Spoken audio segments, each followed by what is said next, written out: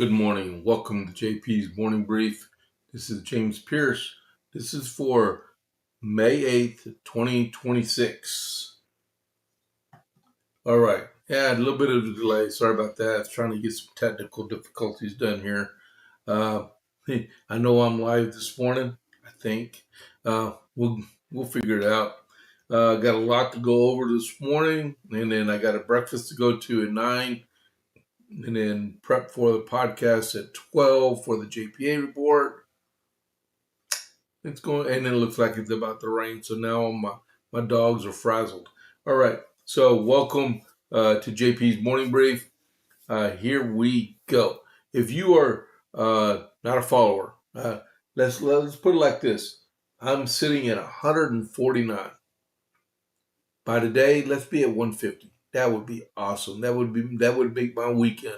Let's be at 150. So if you know someone has not clicked that follow button yet, uh, get to them to do it. All right, that'd be awesome to do. I'd love to see that. And then right next to it, click that thumbs up button or smash it, whatever you want to call it, to like the episode.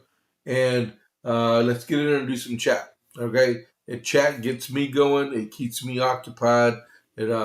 It steers me sometimes. I talk to it. If you'll write me, I talk back. I got Covite for life in here right now. My buddy Ricky, I'm eating breakfast with him in a couple hours. Let's do this. Okay. So America 250. Got two things I'm going to go over. A little bit of reading. I got a part one and a part two for this afternoon. But the first part is the Pennsylvania. Go figure. Ricky, I'm reading about your state. Pennsylvania State Navy. Matter of fact, man, you're a sailor too. Oh, okay, as you were. Pennsylvania State Navy engaged the HMS's Roebuck in Liverpool this day in 1776 on the Delaware River, forcing the Roebuck to run aground. And it was the first victory of the Navy in the Continental War of Independence. All right, so onward to the Army stuff. General George Washington to Major General Charles Lee for the 9th, which is tomorrow, but it's a two-part letter, so I'm going to start it today and continue it on this afternoon. Okay, my dear Lee, your favor of your favor or your letter of the 5th from Williamsburg, the first I've received from you since you left the city, came to my hands by last post. I thank you for your kind congratulations on the possession of our possession of Boston. I thank you also for your good wishes in our future operations, and hope that every diabolical attempt to drive mankind from their inherent rights and privileges, whether it be made in the east, west, north, or south, will be attended with disappointment and disgrace, and that the authors in the end will be brought to such punishment as an injured people have right to inflict. General Howe's retreat from Boston was precipitate beyond anything I could have conceived. The destruction of the stores at Dunbar's camp and from Braddock's defeat was but a faint image of what I've seen at Boston. Artillery carts cut to pieces in one place, gun carriages in another, shells broke apart. Shot buried here, and everything carried with it in the face of disorder and confusion, as also of distress. Immediately upon their embarkation, I detached a brigade of 5 regiments to this city, and upon their sailing, removed with the whole army hither. That's a cool word, hither, except for 4 regiments at Boston and 1 at Beverly, for protection of those places, the stores and barracks there, and for the erecting works for defending the harbor from the first. Immediately upon my arrival here, I detached 4 regiments by order of Congress to Canada, to wit, Poors, Patterson, Greedens, and Bonds, those are the generals or colonels, under the command of Brigadier General Thompson, and since that, by the same authority, and in consequence of some unfavorable accounts from that quarter, General Sullivan and 6 other regiments, namely Stark's, Reed's, Wayne's, Irvine's, Wynn's, and Dayton's, have moved for that department. The last 4 regiments are of Pennsylvania and New Jersey. The 1st Brigade arrived at Albany on the 24th. Were moving on when accounts came from thence. From thence the 27th. The other brigade must all be from Albany before this, as some of the regiments sailed 10 days ago, and the last 4 in the winds very favorable. This has left us very weak at this place, whilst I have my fears that the reinforcement will scarce get to Canada in time for want of teams to transport the troops to Fort George and the vessels to convey them on afterwards. That's part 1 of this. That's a lot of information about the movement of the army and stuff. But and in the second part, they're talking more about Boston and the British troops and stuff. So you'll like the part 2. Okay. All right.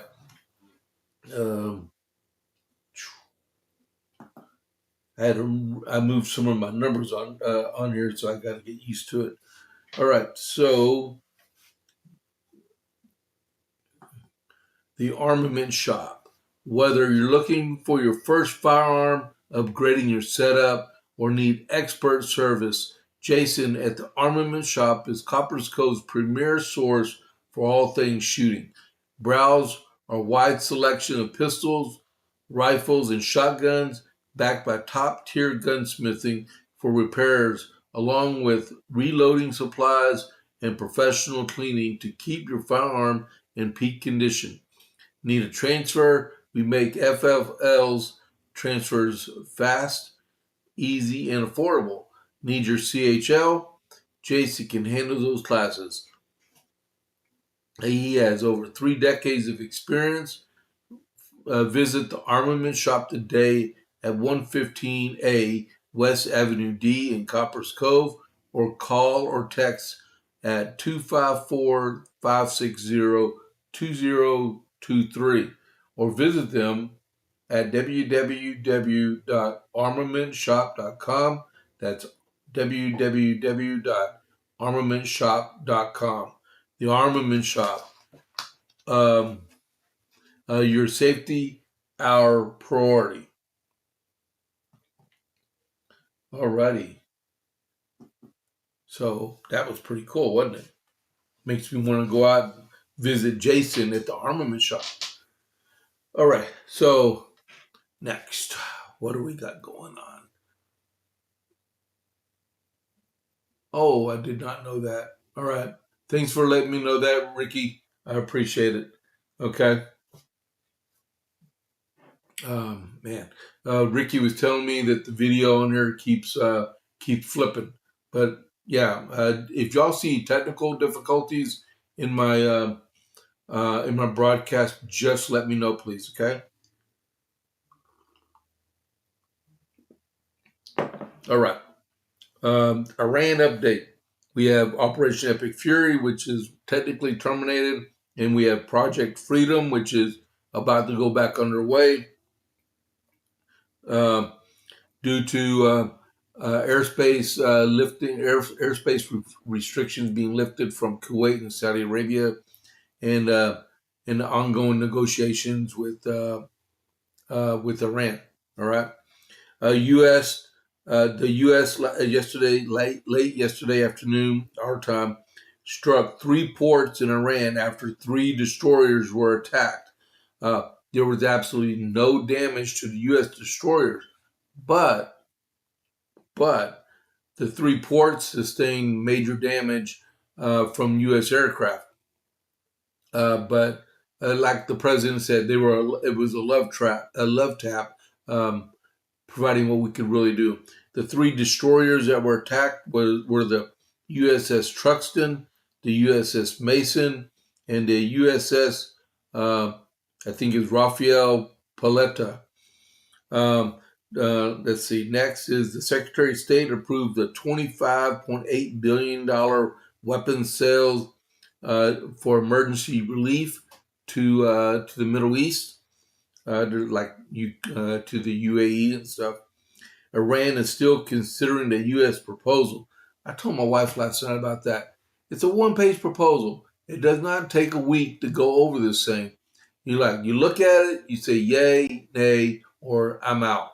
That kind of thing. They need to, yeah, we'll leave that. They need to make a decision quickly so we can level the rest of Iran. Because we know they're going to say no. We just know it.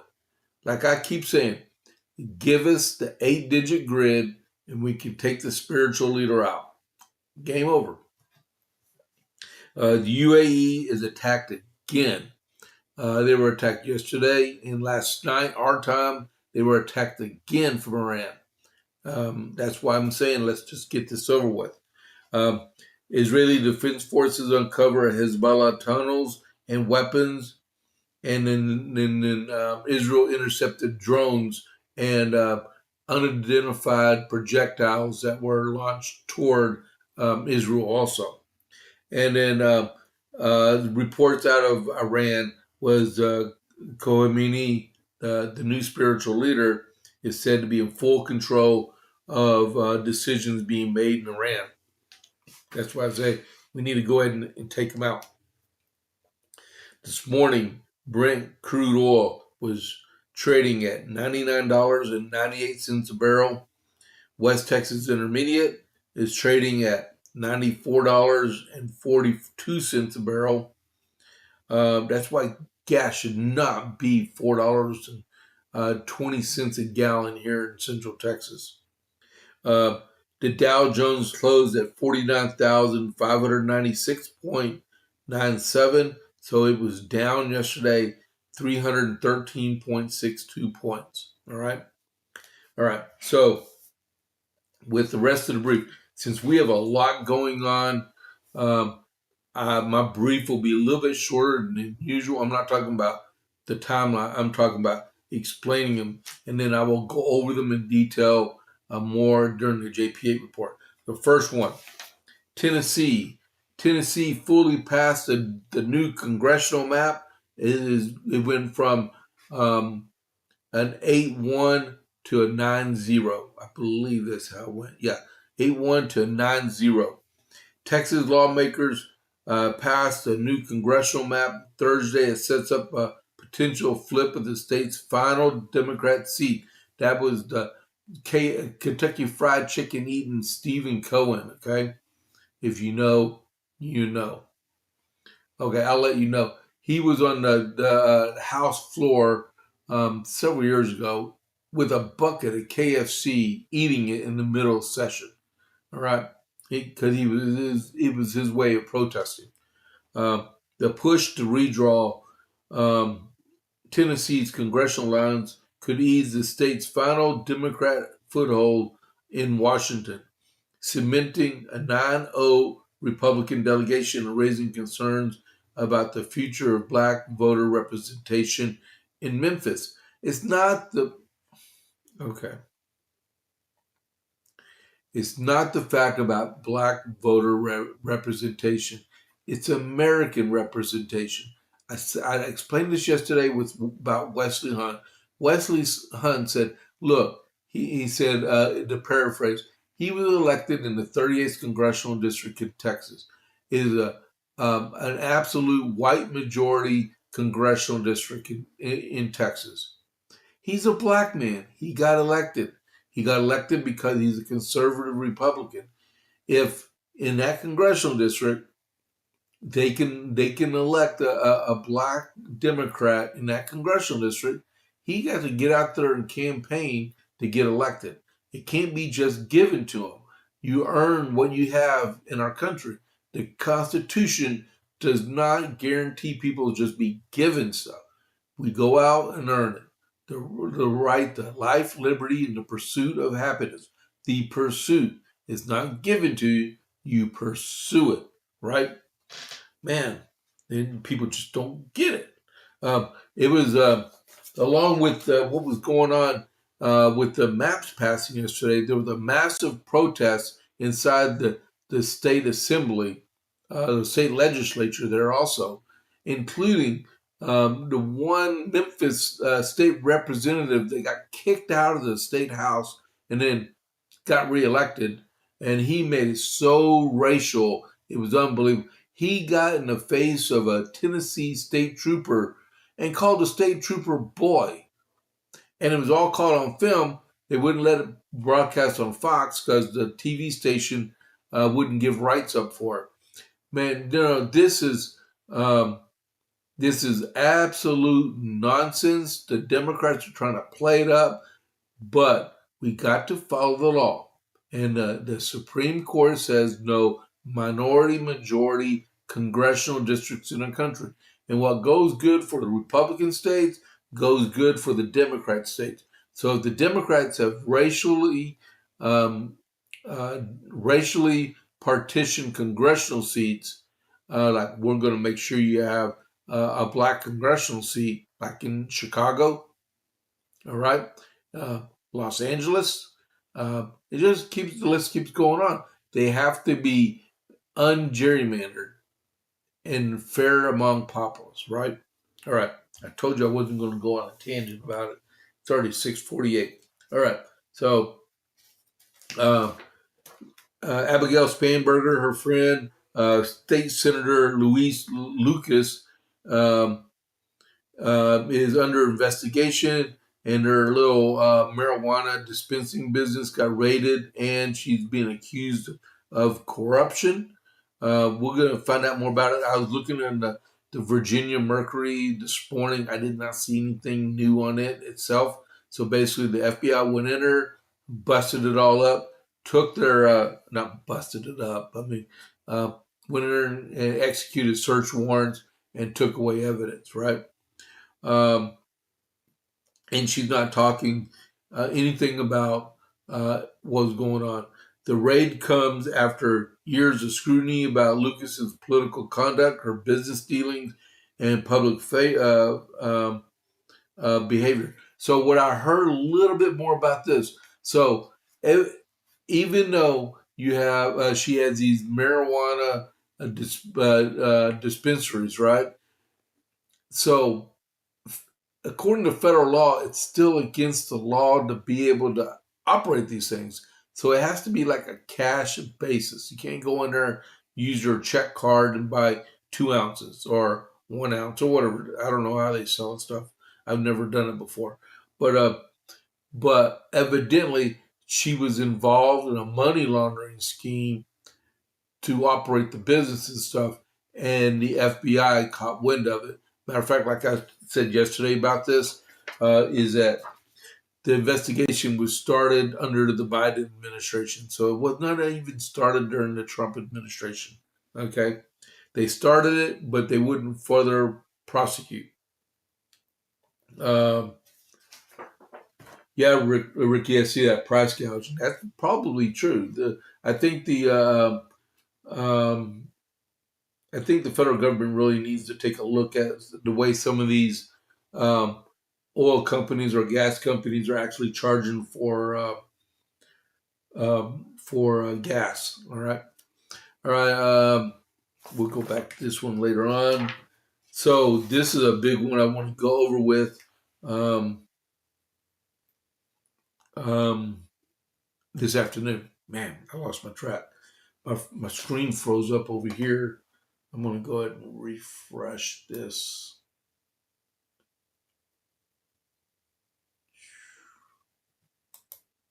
Hold on just a second. Yep, okay, I'm doing good. Okay, so the next one I want to go over real quick is Tulsi Gabbard. She's spurring a probe for evidence in Congress about how Congress and Trump were misled on election security. Okay, Hold on, as we get situated in here, keep losing stuff, but that's all right. Hold on.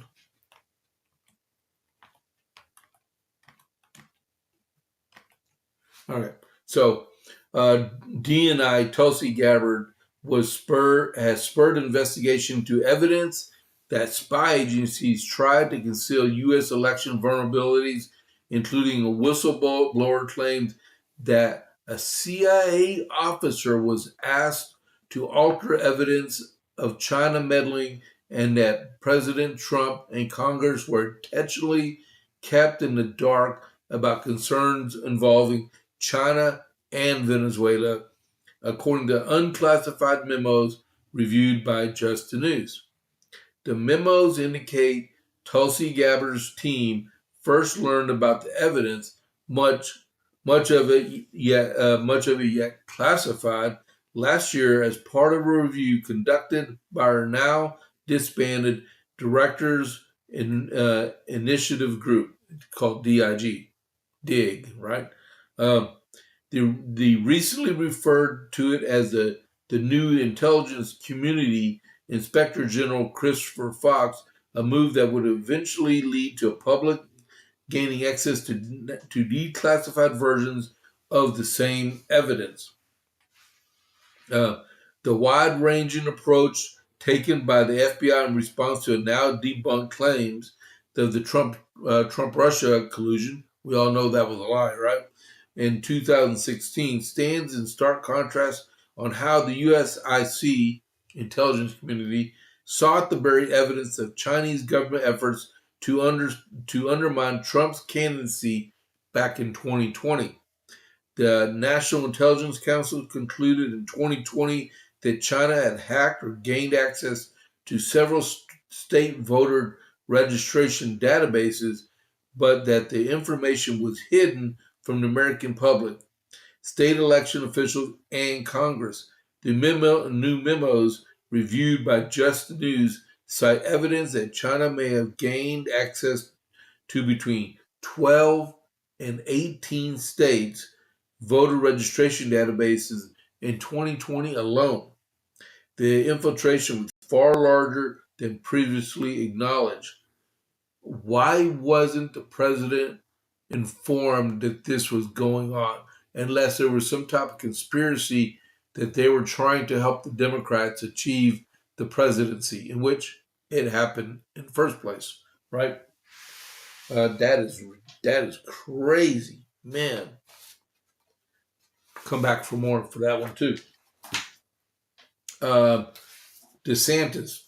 So Ron DeSantis um, responded with a sharp one-liner after former President Trump, uh, uh, former President Barack Obama criticized the Trump administration for politicizing the Department of Justice.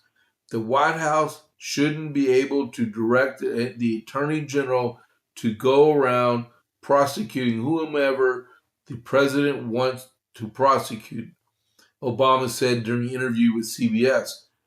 The awesome power of the state, you can't have a situation where whoever is in charge of the government starts using that to go and after their political enemies and reward their friends, he continued. Boy, I hope he's looking in the mirror saying that, right?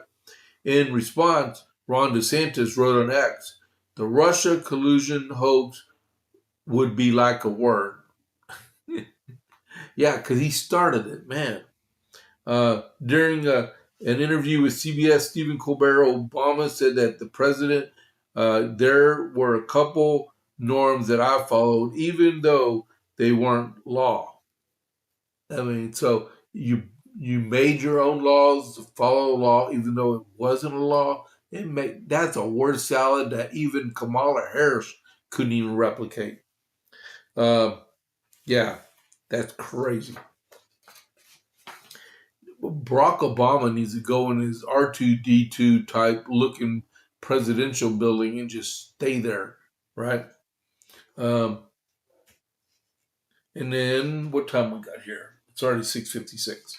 Okay, so I'm going to hold off on the rest of this. I'm going to go over my upcoming list of stuff going on. This coming um, this coming Tuesday, May 12th, we have a Cordell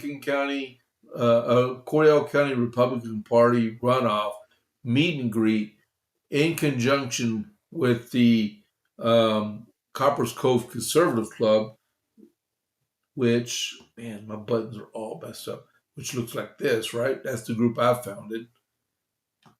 But it's going to be at Giovanni's, May 12th, 6 p.m. We've invited Judge Miller, and we've invited his opponent, Rob Irwin. We've invited them. We've invited Commissioner Weddle from Precinct 2, along with his opponent, Tully Meyer. And then over Precinct 4, we have Ray Ashby and Justin Smith. All of them are invited to come. I invite you to come on out, bring your friends. Let's pack that back room at Giovanni's, have some good food, talk with these candidates. The runoff actually starts on the 18th of May, which is like less than 2 weeks away. Unbelievable, right? The 18th of May through the 22nd of May is the early vote, and then the actual runoff election day is the 26th of May. And then, like I said earlier, I am pulling for Ken Paxton for senator, for Mays Middleton for attorney general, for Beau French for railroad commission, and there's one more I am missing. Who am I forgetting about? Let's see. Senate, Attorney General, Railroad Commission.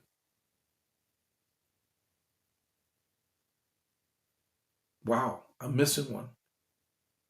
I can't remember, man. Okay, I have to go back and look. All I know is I keep seeing the U.S. Senator and the Attorney General commercials all over TV right now. Unbelievable. But remember, whoever wins the runoff, we support that person as a Republican, and we need to vote for that Republican because you don't want to know the ramifications of whoever if a Democrat wins any of those seats. Okay, and then the last thing is a new one I'm putting up is Pints in Politics. Chip Howe, he asked me to put this up. This is the Pints in Politics for the 28th of May in Gatesville, 6 p.m. at Ranchers. All right. And it's going to be from 6 to 8. Come on out, see him and a bunch of us, and then enjoy yourselves for this. It's cool. All right. He's been doing this for years. All right. So we are out of time. So I'm going to raid over to Vince, and I will see everybody at